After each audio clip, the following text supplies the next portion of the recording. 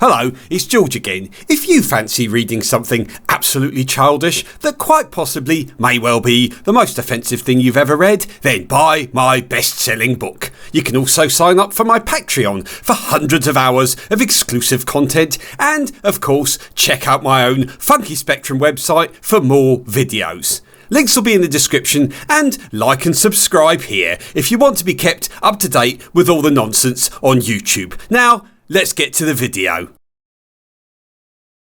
Hello, it's George again, and this is one of the most respected, the most requested, and quite possibly the most respected Game & Watches. An excellent one, this one. I've been sort of powering up to do this, but recently there's been just a literal flood of requests. They've been coming in their ones and twos. Well, to be honest, they've been coming in their ones, but if you're rounding it up, then it's effectively there've been at least 2 requests for it, even though there has only been 1 request for it. But anyway, this is Donkey Kong 2 on the Game & Watch, and what a fucking splendid title it is. But without further ado, let's dive in and I was going to say see how she plays. You're not fucking Captain Ahab, George, but let's just see how the Game & Watch runs Donkey Kong 2. Okay, here we go, and we're playing with Game A. The only difference really actually between Game A and Game B in this one is there's a slight more frequency of the enemies, but also basically I'll show you what happens now. Right, we're going to climb up there and plug the key into the lock and unlock one of the 4 locks that's holding old Donkey Kong in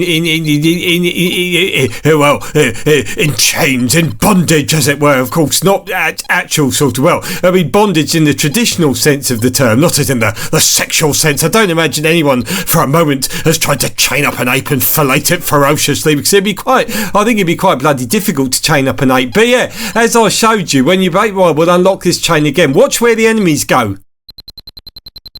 Right, you see the enemies all sort of disappear on the top screen, so it's easier for you to make your way back to the bottom one. But in Game B, that's the only difference. They just don't disappear, so you've got to sort of navigate with a bit more trepidation.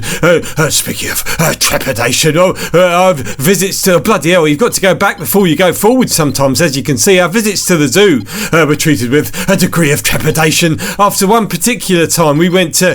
is it Whipsnade Zoo? I think that was the name of it. I really like the name of it, because I thought, basically, I really like animals, but I thought for some reason, the animals were going to be getting whipped. So I thought, I don't know, it was just something interesting to see. But we turned up at Whipsnade Zoo, and there was no animals. Well, there was no Indiana Jones sort of Svengali figure careening around with a bullwhip. But, bloody hell, be electrocuted on the top of the head. That's like that Calcutta train passenger on top of train video. But yeah, I mean...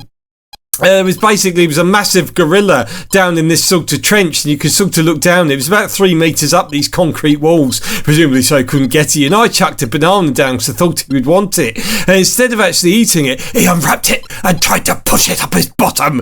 But it was just ended up being a load of mashed banana in his hand, like you put in a banana sandwich. And instead of throwing it away, it wouldn't go up his bum. He took it out and started eating it. It was really disgusting, and Claire started crying. But anyway, I mean, that's pretty much Donkey Kong 2. Really simple game. One of the better Game & Watch games, though, I do really think. I mean, I think it's quite an exceptional one. There's lots of different styles of gameplay involved in it, to an extent. Well, different areas to go through. Bloody hell, electrocuted again. Also reminds me a little bit of Bruce Lee, which is no bad thing. I don't mean that in a racist sort of way, and that I thought Bruce Lee was a sort of Amarillo-coloured ape. No, I mean, it just sort of, it reminds me of the Bruce Lee game.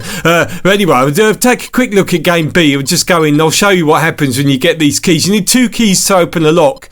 And once you open the lock, you can see the creatures down, the man traps down the bottom won't disappear either. Sentient man traps are fucking bloody hell electrocuted on the top of the skull as well. A terrifying proposition for any wannabe poachers or gypsy bastards out there making their way around Mike Oldfield's land, trying to kill a goose with a bow and arrow, perhaps, or something like that, so they can be completely quiet, so he doesn't hire his sort of unemployed, well, he doesn't send out his turn loose the unemployed MI5 dogs to drag them off into some cops somewhere and sodomised them brutally in order to act as a sort of warning to all other gypsies that may be thinking to come onto his land, I don't know, to strangle geese or something like that. Anyway, that's Donkey Kong 2, Game & Watch, and it's a brilliant one. Okay, bye.